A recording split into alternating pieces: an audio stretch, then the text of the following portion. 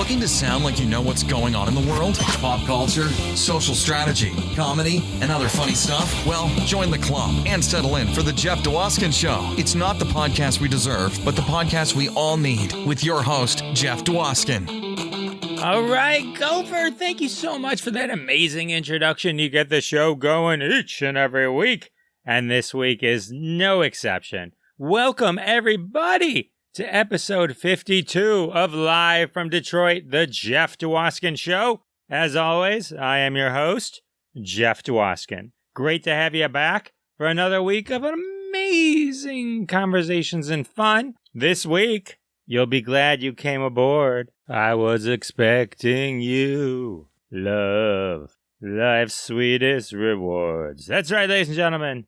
Ted Lange is here. Isaac from the Love Boat. That's right. We'll be serving up drinks, stories, and love. People will fall in love, fall out of love. There'll be misunderstandings, but everything will be wrapped up by the end of the episode. I promise you that. So get ready for an amazing conversation, and that's coming up in just a few minutes. So some exciting news. The Scene Snobs Network had an award show for podcasters, and I gotta say, I'm pretty excited. I won Best Comedy Podcast, Best Interview Podcast, and Podcaster of the Year. That's right, you can tell your friends you're listening to the Podcaster of the Year, as deemed by the Scene Snobs Network, so thank you very much for that. It's always a joy and honor to be an award winner. So thanks to those guys. I do want to also thank everyone that follows and subscribes and tells all their friends about Live from Detroit, the Jeff Dwoskin Show. Word of mouth is one of the best ways to help the show grow. I really appreciate it. If you're listening on CastBox, thank you very much. If you're listening on any of the other apps, thank you very much. We did a CastBox promotion recently, gave away some awesome mugs. Live from Detroit, the Jeff Dwoskin Show mugs make coffee taste better. That's just science. I do want to invite everyone also, if you're not on Clubhouse, I'm part of the Comedy Podcast Club on Clubhouse. Check that out. I do a live show on Clubhouse every Thursday at 10 p.m. Eastern called Literally Live from Detroit, where I actually talk to someone literally live on Clubhouse. So check that out. That's always fun. Also, every Wednesday at 9:30 p.m. Eastern Time, we do Crossing the Streams. Me and a bunch of pals of mine, we talk about shows that you should be streaming. Awesome TV shows and movies that you can catch on any of the streaming services. So check that out. Lots of live fun coming at you. Okay, buckle up. I want to share something with you. All right, so this happened to me the other day. Week or so ago, like you, I order something online. They ship it to me via FedEx. FedEx sends me tracking information. I watch this package go from facility to facility, from truck to truck, from state to state, as it slowly makes its way across the country to my house. So it finally arrives at my house a couple days ago, and the FedEx guy pulls up to the curb, takes my package out of the car, walks up to my sidewalk, takes one step on the edge of the sidewalk and says to himself, "I think FedEx has done enough. The thousands of miles that we have traveled together ends now." And the FedEx guy then proceeded to toss, like a horseshoe, my package onto my porch. And then he turned around and he got back in his truck. I'm sitting here watching this on my Ring video, and I'm thinking to myself, you couldn't have just walked 3, 4, 5 extra steps and just placed it on my porch. You have no idea what's in the box. I know, because it's a solid box and it's sealed. It could have been fragile. I waited all this time. It's important to me. Why would you throw it onto the porch when you were so close? You traveled together for thousands of miles. And then that last stretch, you're like, I'm so close. But I'm just going to stop right here on the sidewalk. I can see the porch. It's right there. Yeah, but I'm going to stop. Anyway, so I caught the whole thing on my Ring video, and I posted it on Twitter at Jeff Dwoskin Show. Go to my Twitter, follow me, check out the post, watch the video, and then reply to the video with your best guess how far the FedEx guy tossed my package. You'll see in the video where his foot is. You can't see where exactly it landed, but just give your best guess. That's where the fun comes in.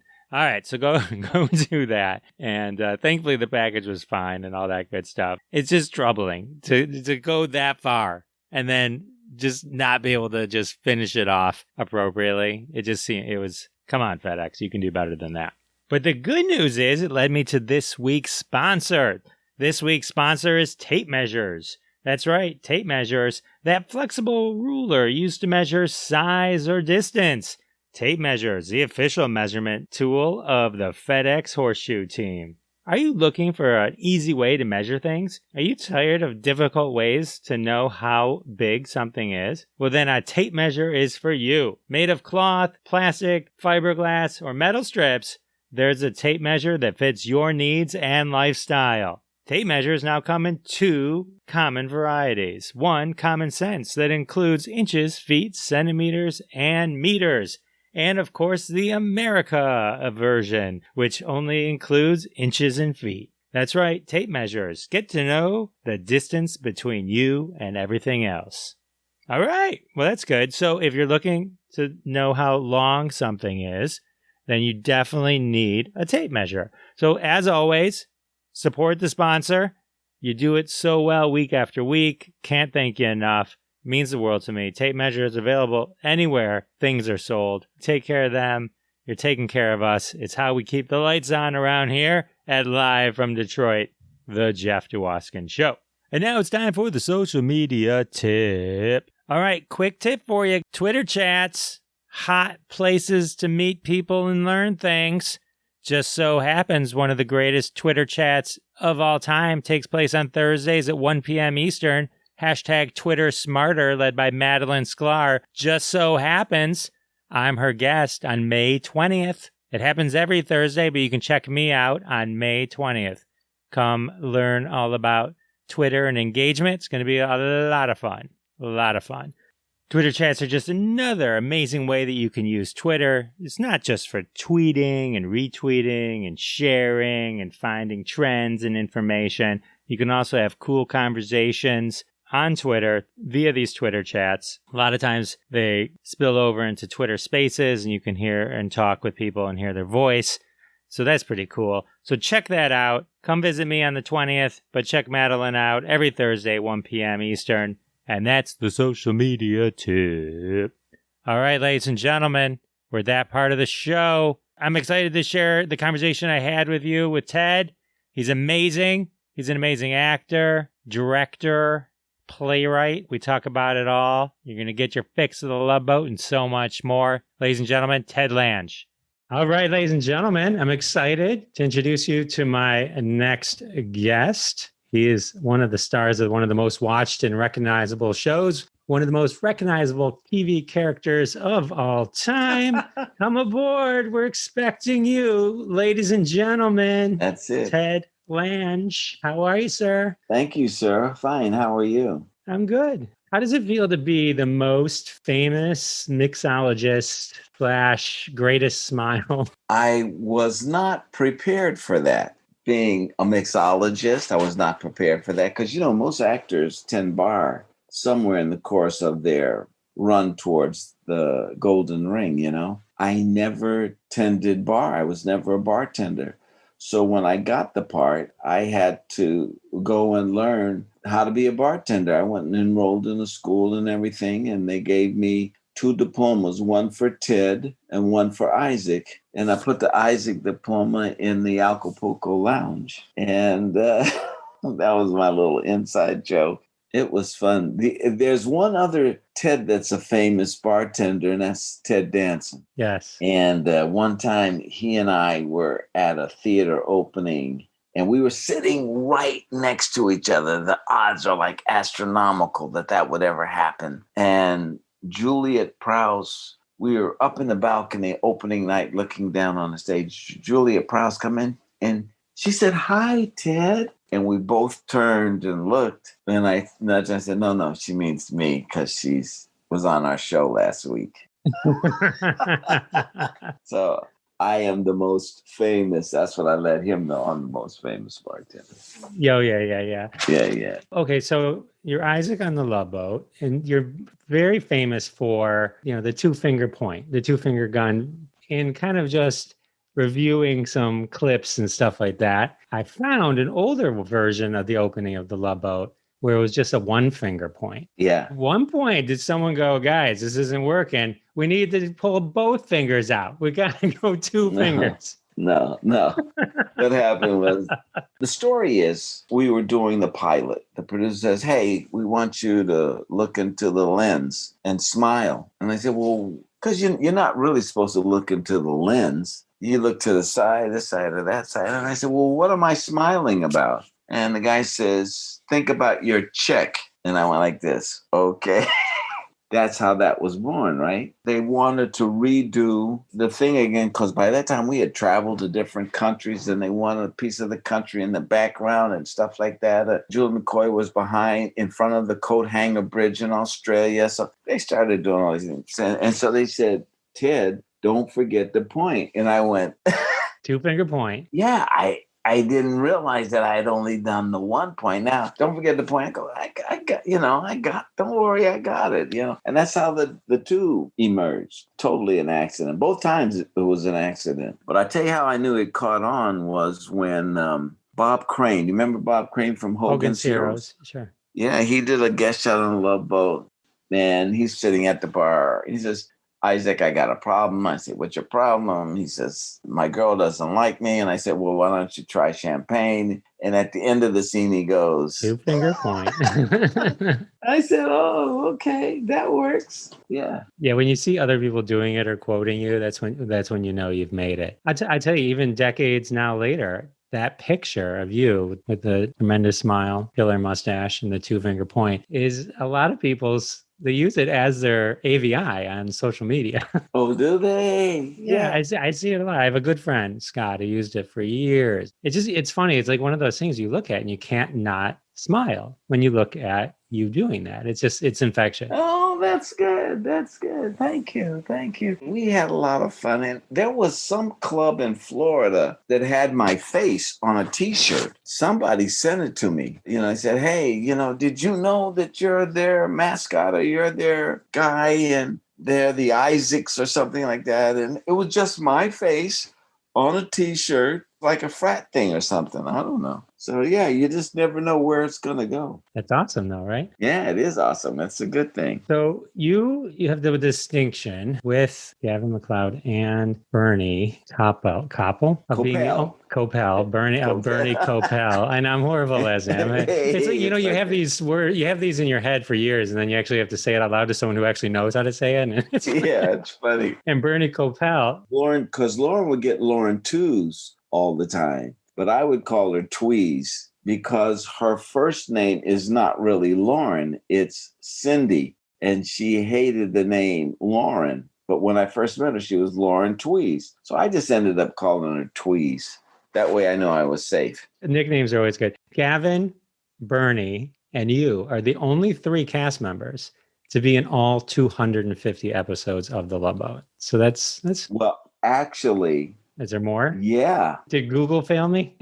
Yeah, there's one more. There was the second pilot, and that was Fred was it. So it's me and Bernie, because the first guy wasn't the captain. It was a different guy. His name was Quinn Rediker, and he was the captain on the original pilot of Love Boat. They did two pilots. Right. They actually did three pilots. The first pilot, they just threw everybody out and kept the boat and got new actors. Then the second pilot, it was me, Fred, and Bernie, the three of us. They found us. But Fred, as you know, quit halfway through. And so it's me and Bernie were the only ones to be in each and every episode. And I did a TV series called That's My Mama before I did Love Boat. Me and Teresa Merritt, That's My Mama. We were the only ones that we were in every episode, me and the mama. So if you give me a job, I'm showing up. I'm just going to tell you that right now. I will be on time. I will know my lines and I will hit my marks and I'll show up. So, yeah. So That's My Mama. That was 2 seasons and then was it canceled? Was that where you were coming off of or Mr. T and Tina? No.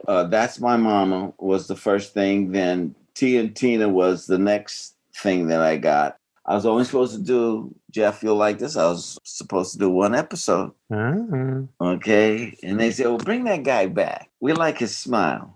So I came back. I did a second episode. And they said, well, bring him back. And I ended up doing all of the episodes that they shot. Once again, I'm there. If I get my foot in the door, you're going to show up. Do you ever think like what would have happened if, I mean, maybe those shows would have just taken off, but interestingly enough, like there's so many stories where, the show gets canceled and the actor then goes on to the role that defines them, or like they become most iconic for. Yeah. Well, that's exactly what happened. The reason I didn't have to audition is because I did Mr. T and Tina. So when they did the Love Boat gig, all I had to do was meet with the producers because the networks were hot on me. After seeing me on Mr. T and Tina, Bernie said to me when we did the film the first day, he said, hey, Ted, I didn't see you at the screen test. When did you come? Did you come early in the morning? Because I was there most of the day, most of the morning and the early afternoon. Or did you come late? I said, Bernie, I did an audition. He goes, what? What do you mean you didn't audition? I said, well, the really good actors didn't have to audition. So, Jeff, after that, for the next 10 years, whenever Bernie would screw up, I would go, that's why you had to audition. And so we have fun. What I love about that story is the underpinning that must have been so fun on the cast that you could rib each other like that and have fun with you. Yeah. You were coming in hot off your shows. Bernie was famously on Get Smart. That's one of the things I remember him from. Yeah. And Gavin, well, he was on McHale's Navy, but was on Mary Tyler Moore show. Mary Tyler Moore. That was it, buddy.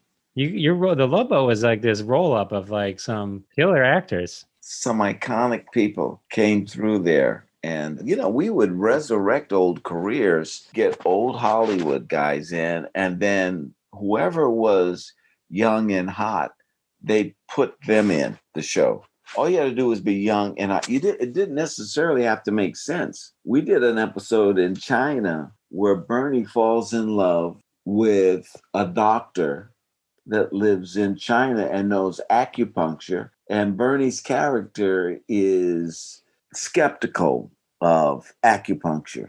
And so this doctor that lives in China kind of educates Bernie on Eastern medicine. You know who played that part? Who? The big, tall, blonde Susan Anton. Right? She was hot. So, they didn't go, well, maybe we should get Lucy Liu or something. They didn't do that. They go with Susan Anton, who's this big Amazon blonde girl living in China. Come on, man. That's funny. Yeah, it was about who was hot. Janet Jackson did our show, and she had just come off Good Times. She was 17 years old, and so they put her on. Love Boat because she was hot. Her career was smoking, and I'm going and I'm saying, she's 17. I'm 30 years old. That's going to look terrible. She just played a kid on Good Times. Don't worry. We'll dress her down, and we'll schedule this so that you kiss her when she's 18. All right. And you feel better now? Okay, get out of here. That was our thing. And so what happened was we would get old timers, old movie stars, and we resurrected their careers and brought them into the fold. So you were the first Janet Jackson scandal way before Super Bowl. Yes, that's right. I was the scandal. Although I didn't go for her breasts to rip off her costume. Right. I was smarter than that because I didn't want to do any jail time. They work it out. They always figure out a way to work it out. When you said earlier about having to stare into the camera and how awkward that is to stare into the camera, and so that's how the finger point kind of came about. I was rewatching some of the openings, and it's like that's what they made all the guest stars do, was kind of look right into the camera when they put them in the little booth. Yeah.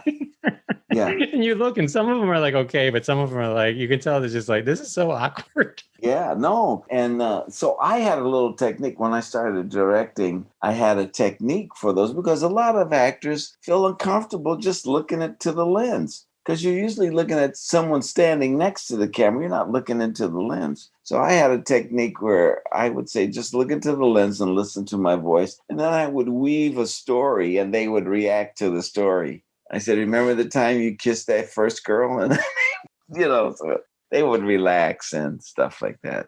I'd figure out a way. What was your favorite Isaac storyline on the Love Boat? I had a couple, actually. I really did have a couple, but I'll tell you the one that was really helpful to me, because when we first did the show, they weren't writing for me. And Fred and Bernie wrote an episode in which I fall in love with this girl who's an intellect, and she doesn't like old-time Negroes. And we had Scatman Carruthers as the old-time Negro. And he and I did a thing called a ham bone. Do you know what a ham bone is? I think I do. It's where you slap your leg and you go, ham bone, Yeah. where you been? Been around the corner drinking gin. Well, when we would go out on the cruises, we would all regale each other with stories. And one day I was talking about coming from Oakland, and I regaled Bernie and Fred with the ham bone. So I did the ham bone for them. They wrote it into the story,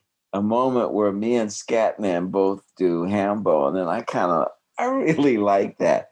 But the producers, the first year was really tough for me. They didn't know what to do. They said, well, we don't write Black stories. I said, well, this ain't a Black show, so you don't have to write a Black story. You're not solving any social issues on Love Boat. So I said, write a Gopher story. And on the last pass, change the name Gopher to Isaac, and you got an Isaac story. Oh, yeah, wow. Yeah. And so Fred and Bernie wrote this thing for me, and then I ended up becoming a writer, which then later led to me becoming a playwright. And so I've written 25 plays, and I go around the country, particularly the Black theaters, and I do plays. So when I was in Birmingham, Michigan, I did Driving Miss Daisy in Birmingham, Michigan. So, when you're on the road with someone, hopefully you all get along. It can be very frustrating if you don't all get along. So we had Rosemary Prinz as Daisy, Fred Sanders as Booley, the son, and me. It's a 3-character play. You didn't have all that other stuff that was in the movie. It's just 3 characters on stage. And so they had an opening night party, and Fred and I are standing together, and I see this woman in a tight red dress with high heels, and she's blonde, but it's strictly from a bottle, okay? And I said, Fred, look over there, 10 o'clock, that gorgeous blonde girl. And he looked over and he said, you like that? And the girl had a figure and everything. I go, yeah, you don't think that girl's attractive? He goes, no, look over there at 3 o'clock.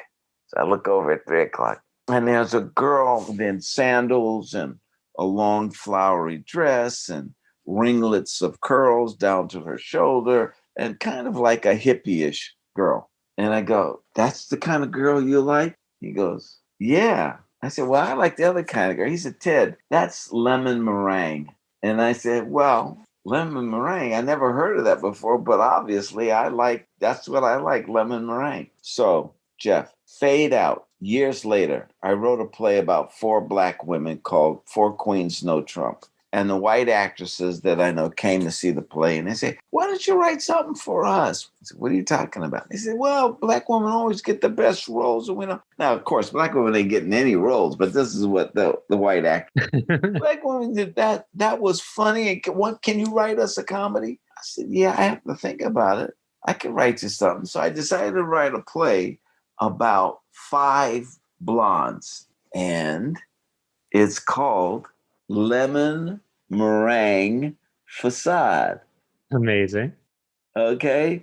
Because I always remember that term, lemon meringue, when Fred said it to me, because I'd never heard that term before. I'd never heard it before either. Yeah, lemon meringue. Those are blondes. In LA was a big, big hit. I had to double cast it because everybody wanted to be in it. And then we took it to New York, and I did it off Broadway in New York. And it's available on Amazon in case you're interested, along with my other plays. Amazon Prime, you can stream them. No. I'm saying if you want to buy the book. Oh, buy the book. Oh, but you can buy the book. Okay, good. Okay, gotcha. I will put links to that in the show notes so everyone can get them. Okay, thank you. Well, so you wrote 25 plays. Yeah. And then first writing then was on the Love Boat? No. They improved my writing. They improved your writing? Okay. So you got to hone it on the Love Boat.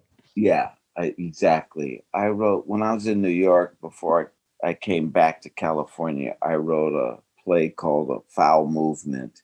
and it was a one-act play. And Cleavon Little was doing a series called Temperatures Rising.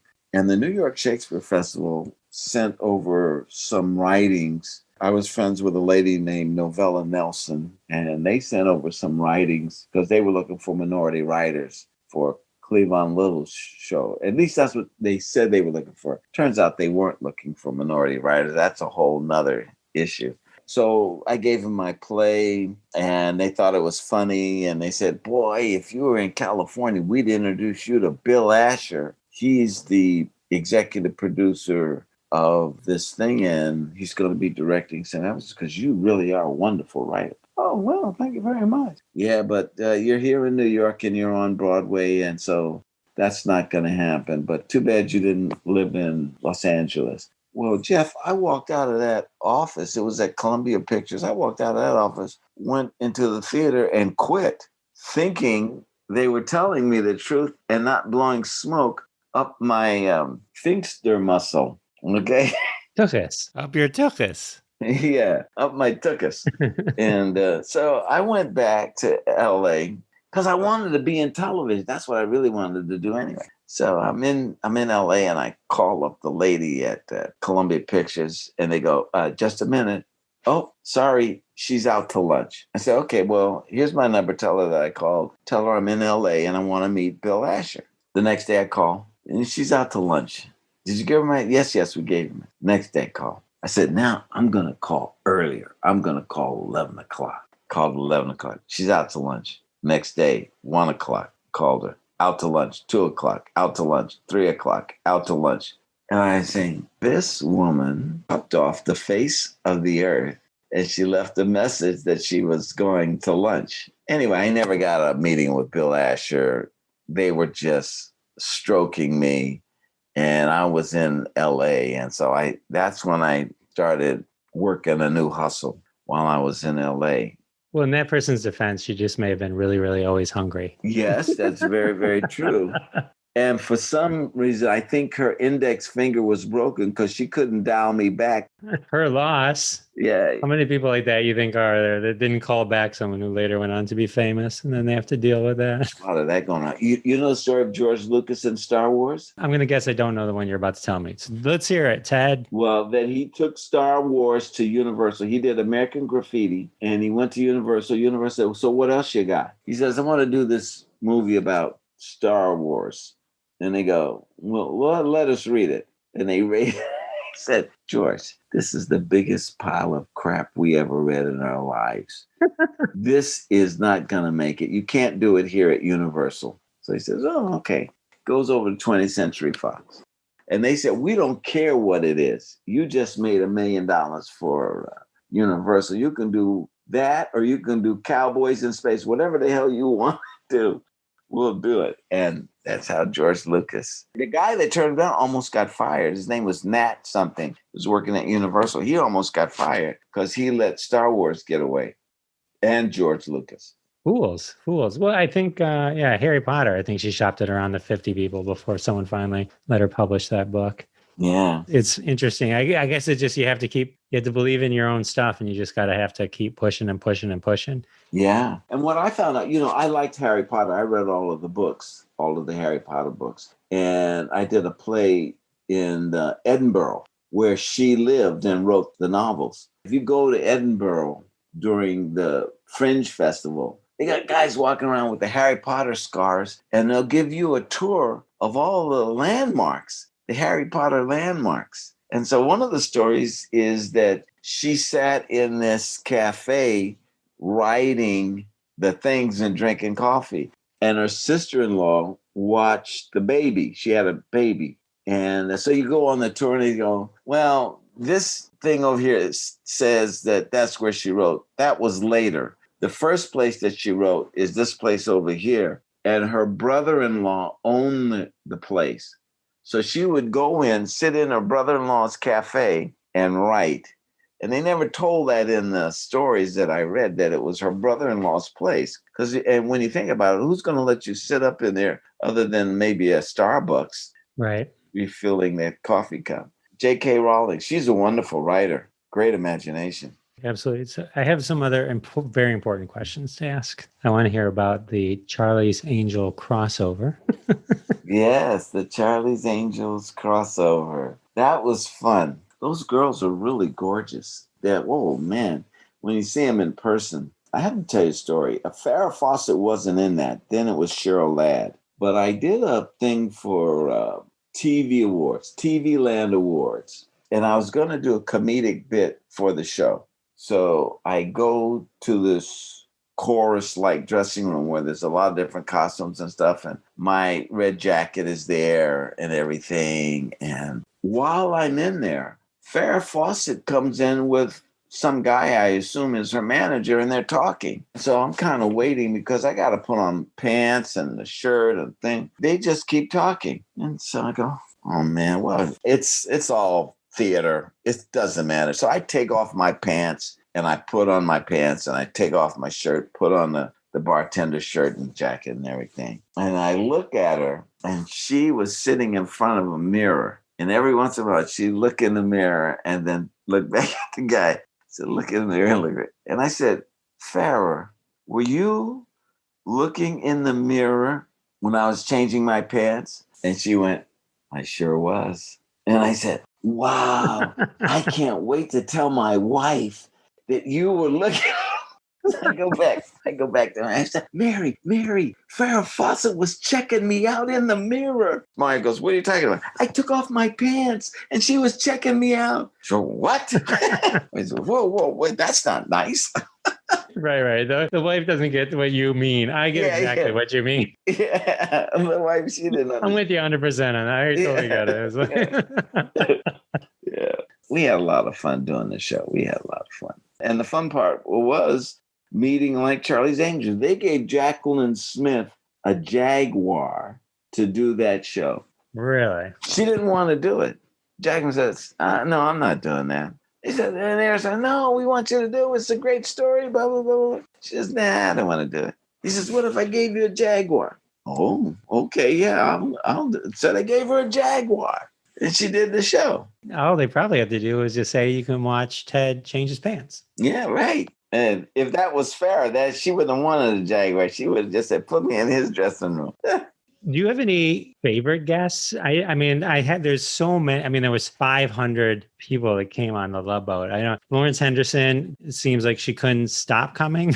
Yeah, right. Exactly. She did a lot of shows. Her and Charo. I want to know everything about Charo. I wrote that down. I'm like, Charo just was fascinating. Growing up watching Charo, it's just no, she's a sweetheart too. She really was a sweetheart. And it was her and her sister. Her sister made all of those dresses that she wore, all the coochie dresses. Was her sister made the dresses and was kind of like her wardrobe person.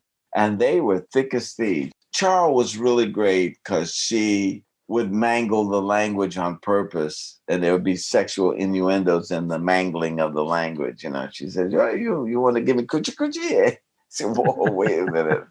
I'll take my pants off, then you can check me out. But that's as far as we go. Charo was great. And, she plays flamenco guitar. She's just not a comedian. I mean, she's a serious guitarist. So she was a lot of fun. She had a good sense of humor. And she fit in with us immediately when she came on the show. And she had a deal with ABC. They were trying to look. I say that Charo was Sofia Vergara before. In other words, you can't get to Sophia without going through Charo first. And Charo had a deal with ABC TV, and they were looking for a television show, but no one could come up with an idea, I think at one point they wanted to use the character that she had developed on Love Boat, but it never saw fruition. Whenever the thing came up for her money, they would put her on our show. So that's one of the reasons that you see her a lot, is that the network say, hey, we didn't find another show for her to guest on, or we didn't come up with a pilot, so we're going to put her on Love Boat. And they go, okay. And she would come on and they'd write a story for her.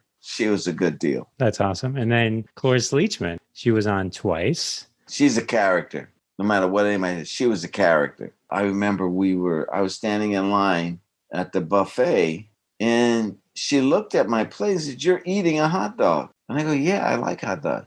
And she reached over on my plate, took the hot dog off my plate and put it back on the buffet. She said, "You're not eating that. It's bad for you." And I looked at her, "Lady, you can't, what do you do?" And I reached back over and I got the hot dog and I put it back on my plate. She was a real character, Cloris Leachman. And then a young Tom Hanks was on. Tom Hanks, the first Tom Hanks. See, what they did was ABC did a whole talent search, and they wanted to get the best young talent. And they had a program which they would sign the talent and figure out later where to shift them. Tom Hanks was in that program, and what they did was they signed him, and then they gave him bosom buddies.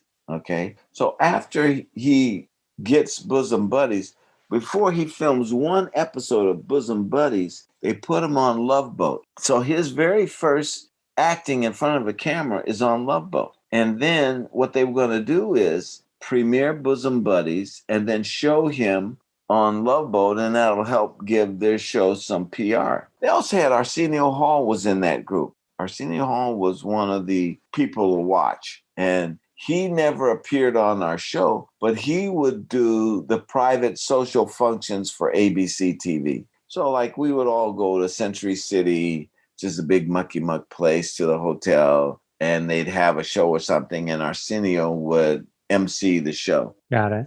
And back then, we were very supportive of Arsenio because you could see that this guy was sharp. He was really, really sharp. Love Arsenio Hall. Yeah, he was good. He's got him and Eddie Murphy. They have Coming to America too. I know. Yeah, he got tight with Eddie in New York when Eddie was on Saturday Night Live. The stand-ups looked out for each other. My friends and I, we did a thing here in Los Angeles because it can be kind of cutthroat a little bit. So there were three actors, myself, an actor named Glenn Turman, and Art Evans. And the three of us decided that we would look out for each other because sometimes you go to audition and there's numbers going on all the time and people are not always looking out for your best interest. So we decided that the three of us would look out for each other. So in a sense, we were the three musketeers, but we called ourselves Dis, Dat, and the Other. And because we didn't want to take three musketeers is already taken. Sure. So we said, we're going to be Dis, Dat, and the Other. This happened like 40 years ago. So during the course of our career, when something would happen, Glenn did a movie with Ingmar Bergman in Sweden or someplace European, some city, and I got him some information on Bergman, some interviews with Bergman on how he handled actors. And so I gave that to Glenn. One time I was directing Fall Guy. So there was a part for a guard. So I had my friend Art Evans come in and he played the guard. And one time I was directing the Wayans brothers. And so I had lunch with Glenn and I said, "So what do I got to look out for? What's the deal?" He says, "Oh, you're going to have fun, but be aware of this and be aware of that." So what we did was we protected each other and supported each other in our journey. That's awesome. I have one follow-up question on the Fall Guy. Did you pull Lee Majors aside and go, "Hey, Lee, I got this story to tell you about Farrah"? Oh, no.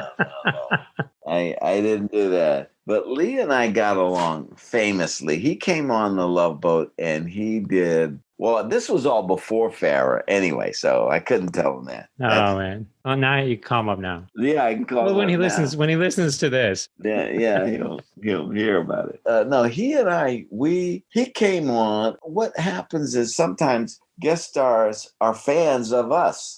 And Lee Majors was a fan of my character. So he hung out with me. He said, "Hey, listen, why don't we go over here?" I go, "Oh, okay, yeah, sure." John Astin was that way. You know John Astin from the Addams Family? Sure. He and I got along famously. And we hung out together because we were on the same page. We would go find these. He came on the Egypt show. We went all over Egypt, John Astin and myself, just finding hole-in-the-wall cafes and talking to the locals and stuff like that. We had a good time. But Lee, we went to, he liked Stolichnaya. You ever had Stolichnaya? I have not. Stolichnaya is very good. I like Stolichnaya. So Next time you're in Birmingham, I'll buy you some. Okay. I'm gonna hold you to that. We went out and we would drink Stoli. I went to the bathroom, and over the urinals in the bathroom were all of these posters of beautiful women. So that when you're standing at the urinal, you're looking at different movie stars. Okay. Well, Lee came out of the bathroom. He says, I want to see the manager. And they go, well, what? Now we're in Hong Kong. Well, what is the problem? So I want to see the manager. Manager comes in. He says, you've got a picture of my wife over a urinal. I want that picture down. And if you don't, I'm coming back tomorrow. I'm going to rip it down. He said, no problem. We'll take the picture down. So anyway, he and I were drinking and we got pretty sloshed. And we go back to the hotel and we're standing out in front of the hotel. Now, I am concentrating on having my back against the wall of the hotel. And so is Lee. And I knew we both thought the same thing, that if we didn't keep our backs against the wall of the hotel, the building would fall over. So we're standing there and he says, hey, Ted, you direct, right? I go, yeah, I direct. He says, why don't you direct my show? I said, you want me to direct your show? He goes, yeah, I want you to direct my show. I said, okay, I'll direct your show. And he says, and if you get in any trouble, I'll help you. I'm not going to get in any trouble. I went to the AFI. I know how to direct film. That's how I got my job, directing Fall Guys. Is we went out drinking. And when you're sitting there drinking and everyone's like staring at the table going, that's Isaac and the Bionic Man. Right. Exactly. It's got to be surreal, right? I mean, yeah. Well, and the good news is the management keeps people from coming over to the table, so you could actually have a conversation. I did one. I'll never forget. Robert Conrad, who did the Wild Wild West. Mm-hmm. I was in an Italian restaurant, and he was in a booth across from me, and I saw someone coming towards me. Obviously, a fan, and they were coming to get an autograph, and I was in the middle of my meal. And the management comes right up behind the guy, grabs his elbow, and leads him right past my table. Nice. You know? Yeah. And so you go, that's why celebrities come to certain restaurants, because they can go out, have a meal, and, enjoy the company of whoever they're with. And I went over to Robert Conrad's table, and I said, I did a Fantasy Island. And on Fantasy Island, I played a stunt guy, and I had to climb up a Ferris wheel. And I said, when I climbed up the Ferris wheel, I did the theme song from the Wild Wild West. He said, you did? I go, yeah. Bum, bum, bum, bum, bum, bum, bum, bum, bum, bum, bum. And that's so that was going through my body. That's awesome. I got to tell him. That's what was awesome to me, is I got to tell him. That's the true story. Paul Williams was on the show. He wrote the theme song. He was on twice. Those were his crazy days, right? Yeah. He said, I'm very appreciative to your show. And we said, why is that? He said, because I had been writing a lot of theme songs for television shows, and none of them hit till this one. I said, oh, is that right? He goes, yeah, this one is the one that hit. So I have a fond place in my heart, because it made him a lot of money too, by the way. And then him and Charlie Fox went to Jack Jones and said, we want you to sing this song. This needs your voice. It's one of the most classic. I mean, I think even now, well, I'm not going to, but I could start singing it, come aboard. Yeah. It's like, yeah. I wish they had never moved away from getting rid of theme songs. I think theme songs were so iconic part of the shows that they were part of. I mean, when you think back to like those decades and like Welcome Back, Kotter, and like all these shows, it just had amazing theme songs. Well, you look at Fresh Prince. Fresh Prince wrote the theme song to his show. Yeah, amazing, right? Great. And so, it's still around a little bit. Usually when you have to explain something. Yeah, right. Yeah, how does the kid get from Philly to Beverly Hills? Well, let me tell you what, Exactly. Who was your favorite guest of all time? Wow, I had a lot of them. I liked Diane Carroll because I got to kiss her. Oh, you know what I did? I did a show with Sherry Belafonte. You know who Sherry Belafonte is? She's gorgeous. She's a model. And she did an episode of The Love Boat. But I wasn't her love interest. LeVar Burton from Roots and Star Trek, that was her love interest. So we're in the dressing room and I come back from lunch and I say, hey, Sherry, did you get the rewrite pages, the new pages? And she goes, no, what new pages? And I said, well, listen, they want to make LeVar jealous, so he catches you and I kissing. So look, let's just get the kiss out of the way right now. And that way we won't be nervous or upset or anything like that when we have to do it on camera. So she says, okay. So I go over and I kiss her, Sherry Belafonte. And she's a good kisser. And I say, why don't we do that one more time? And she goes, why don't you show me those pages that you were talking about? I said, oh, she knew all along. I just wanted to kiss her. So, yes. She saw right through your smooth moves.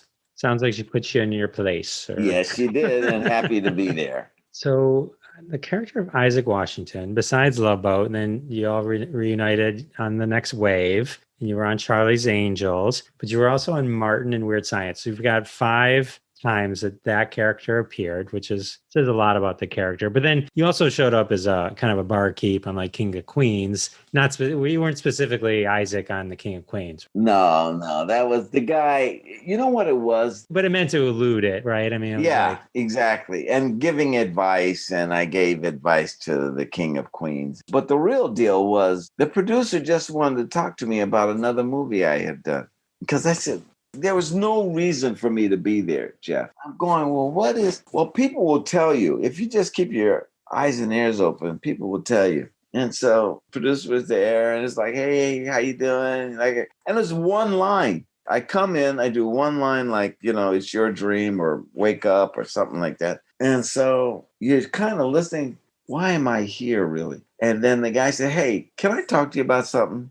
And I go, yeah, sure. He says, when you did Watt Stacks in this movie called Watt Stacks, and I was very forthright in my disapproval of Hollywood and of my situation as African American, and I expressed it as, he said, well, you felt like that? Is that real?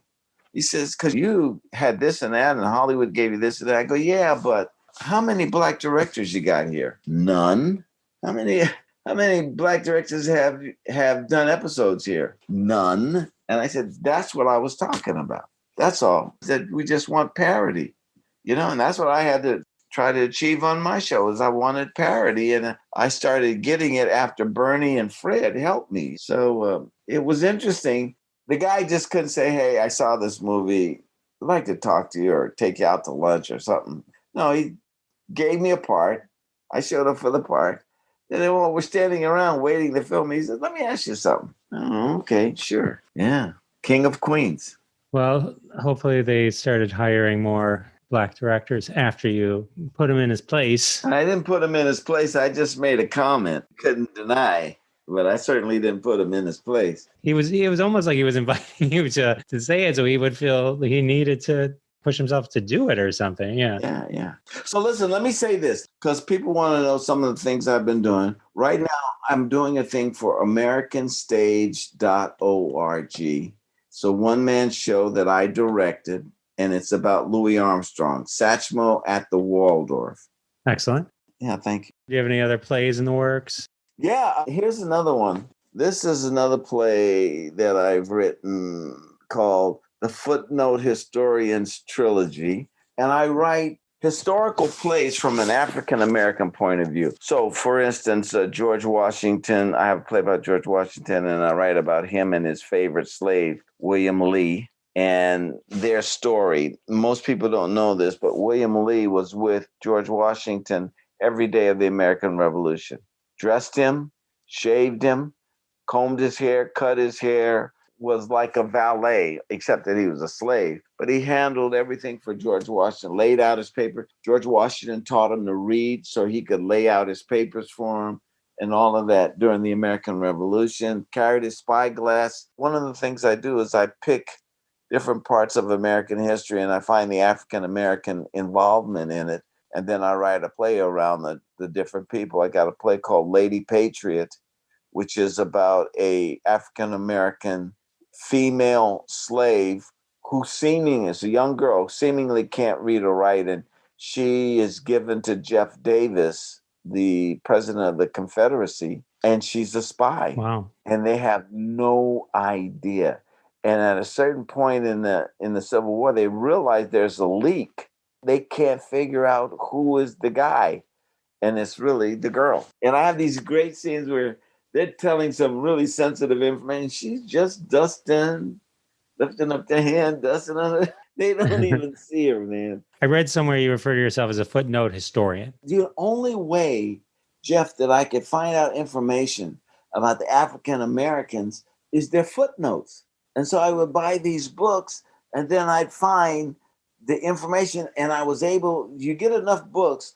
One author tells you this about William Lee, and then someone else tells you that about William Lee, and someone else tells you something else. And so I then kind of culled together what that character's story is, and then I write the story. And I try to include some of the things that happen are iconic. And I try to show you how that moment happened for the character, for the African-American hero, how they got to that point. And maybe you've heard this part of the story. Well, this is how that happened. That's great. Those stories need to be told. Yeah. I think Hidden Figures kind of shed a lot of light on. Wow. Wasn't that something? Had no idea that kind of thing was going on. That's the same thing with my plays. I got characters you have no idea that they were even there, let alone that it was going on. Whoever documents the history, that's the history. And so, but that's not all the stories. So it's important to have these things, and the stories that you're bringing to life, important, very important. Yeah. And usually are more interesting than the ones that are hanging around, right? Depends. If the writer's a decent writer, you can really tell a story. And that's what I like to do. I like to tell a story. As you probably noticed by now at the end of this thing that I like to tell a story. It's definitely a thread. Yeah. Yeah. I appreciate you spending all this time with me. You're fascinating. You really are. It's you're so talented, so many different aspects to you. Thank you. You're not just a bartender. You're not so much just more. a bartender. That's the name of my autobiography. Not just a That's gonna be the book when I write it. That's a perfect name. Yeah. Yeah. Extremely talented. So many great things you've done. Very exciting. Is there a way the plays are on Amazon? Plays are on Amazon. You can get Footnote, a story and Trilogy on Amazon. Lemon Meringue Facade is on Amazon. And I've got some plays on YouTube. If you want to go to YouTube, I've written some Shakespearean plays. One's called Shakespeare Over My Shoulder. You go to YouTube, type in my name, then type in the title of the play. Shakespeare Over My Shoulder, Blues in My Coffee, which is my Black Lives Matter play. The Tears of Shylock, which is about being an immigrant in a country. And then Four Queens, No Trump, the play I talked about earlier about 4 Black women. Do you hang out on social media at all? Twitter, Instagram, anything like Facebook? No, not at all. I'm not going to take a picture of my food and then put it on, You could probably get an amazing Instagram with just photos of drinks. That would be, That would probably be huge. Yeah. You can have that idea. That's your gift for coming on my show. Okay. Well, thank you, Jeff. I'll keep that in mind. Well, thank you so much. I can't thank you enough. It was such a pleasure hanging with you and talking with you. I appreciate you coming by the show. Thank you. Good to talk to you. All right. How fun was that? Ted Lange, ladies and gentlemen. I especially loved the story he shared with me about being in Birmingham, Michigan, not too far from my hometown. Think I'm going to owe him a drink if he ever comes back there. That will be a hoot. I hope you enjoyed all those great stories. And also check out all of Ted's plays. I'm going to put links in the show notes to everything we talked about. So definitely check all those out.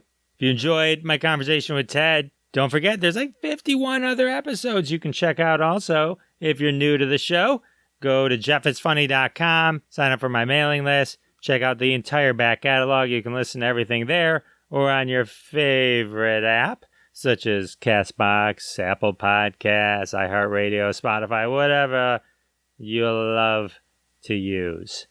All right, well, we're nearing the end of the show, so you know what that means. That means it's time for another hashtag Roundup Trend of the Week. That's right. That's where we dive into the family of hashtags from Hashtag Roundup. Follow Hashtag Roundup on Twitter at Hashtag Roundup. Download the free Hashtag Roundup app on Google or iTunes and play hashtag games with Hashtag Roundup all day, every day. And one day, one of your tweets may show up on a future episode of Live from Detroit, The Jeff Dwoskin Show. This week's hashtag, in honor of Isaac from the Love Boat joining us, is hashtag Make a Movie a Drink. That's right, the ultimate movie and drink mashup hashtag, found only on Hashtag Roundup. You take a movie, you mash it with a drink, and you get hilarity. This week's game was brought to you by Dangerous Tags, a weekly game on Hashtag Roundup hosted by Anything Pork. And without further ado, ladies and gentlemen, here are some amazing hashtag Make a Movie a Drink tweets. The Tangover. Where's Doug? A Nightmare on Earl Grey Street. Don't fall asleep. Whatever you do, don't fall asleep. There will be Bloody Marys. The Muppets drink Manhattans. Disney will not like that one. Here's some more amazing hashtag Make a Movie a Drink tweets. Pretty in Pink Lemonade. Moscow Mule on the Hudson. The Hunt for Red Martini. A Starbucks is Born. Shirley Temple of Doom. Sex on the Beach Blanket Bingo. Bottoms Up. Beer and Loathing in Las Vegas. No Cosmos for Old Men. 50 Shades of Grey Goose. And the final hashtag Make a Movie a Drink tweet. Fast Times at Miller High Life. Oh, all right. Those were some awesome tweets. As always, they'll be retweeted at Jeff Dwoskin Show on Twitter. They'll also be listed in the show notes. Show them some love, retweet them, like them, comment on them. Do it up. Can you believe it, ladies and gentlemen? Episode 52 is coming to an end. Where does the time go? So much fun we've had together. Thank you for spending this time with me. Special thank you to my guest, Ted Lange, for hanging with me. Special thanks to all of you for listening week after week, subscribing, liking, telling all your friends, interrupting family dinners to say, hey, if you listen to Live from Detroit, the Jeff Dwoskin Show, well, you should. I appreciate everything you guys do. If you're like, wait a minute, I don't do any of that. Well, do it. What are you waiting for? I'm going to ask again next week, so let's not make this embarrassing. So until then, have a great week. Thanks so much for listening to this episode of The Jeff Dwoskin Show with your host, Jeff Dwoskin. Now go repeat everything you heard and sound like a genius. Catch us online at thejeffdwoskinshow.com or follow us on Twitter at Jeff Dwoskin Show, and we'll see you next time.